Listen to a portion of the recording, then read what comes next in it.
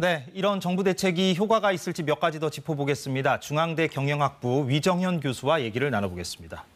어서 오십시오. 예, 반갑습니다. 예, 앞서 이제 리포트 내용을 보면 결국 공정위가 카카오나 네이버 같은 이제 거대 플랫폼 기업 이른바 그 기업들을 상대로 이제 심사를 좀 더 예전하고 좀 달리 보겠다 이런 것 같은데 어떻게 효과가 좀 있을 것 같습니까? 예, 뭐 일정 정도이긴 하지만 의미 있는 효과가 있을 거라고 이제 생각을 합니다. 예.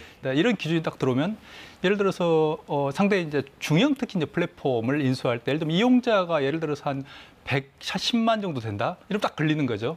그러면 110만 과거에는 그러니까 자유롭게 이제 그런 것들에 대해서 뭐 개의치 않고 했습니다만 그러면 이제는 문제가 되기 때문에 그럼 이건 안 되겠네? 이건 괜찮을까?라는 기준에 대해서 고민할 수밖에 없는 이제 상황이 된다는 것이죠. 무엇보다도 중형 플랫폼들을 대형 플랫폼이 마구잡이로 인수를 해가지고 시장 지배력을 늘리는 것 이런 것들을 막기 위한 데 아마 방점이 찍혀 있는 것으로 보여집니다. 예.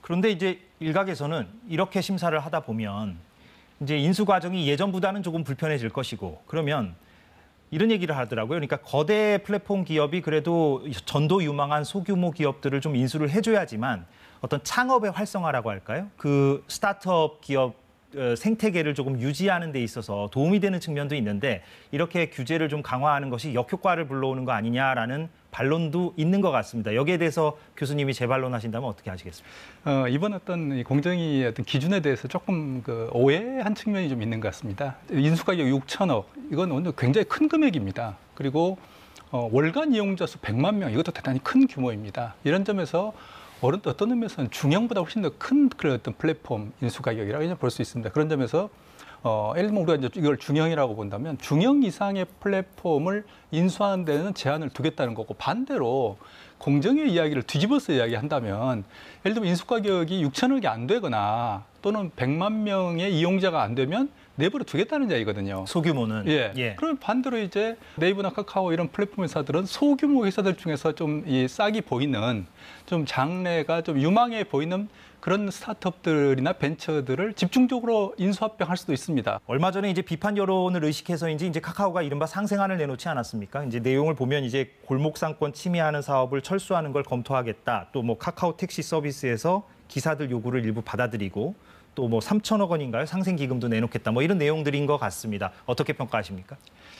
저는 이제 상생안 발표를 좀 보면서 한마디로 좀 이야기하면 좀 많이 아쉬웠다라고 표현할 수 있겠습니다. 그러니까 김범수 사장은 기업의 사회적 가치를 대단히 중시하는 인물인데 그런 그의 가치관에 비추어 볼 때 이번 상생안은 좀 많이 미흡하다라고 볼 수 있습니다.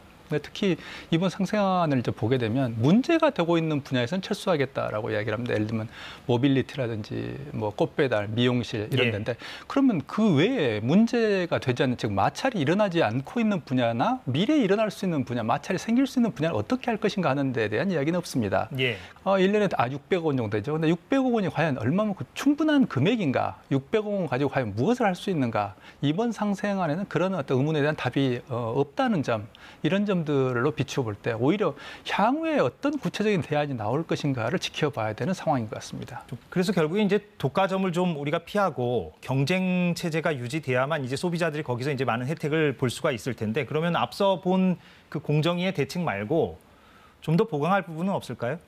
예, 이제 두 가지 측면에서 좀 볼 수가 있겠습니다. 그래서 하나는 이제 규제 강화, 또 하나는 규제 완화. 두 개는 어떻게 보면 모순되는 좀 이야기처럼 우리가 이제 보입니다만. 그러네요.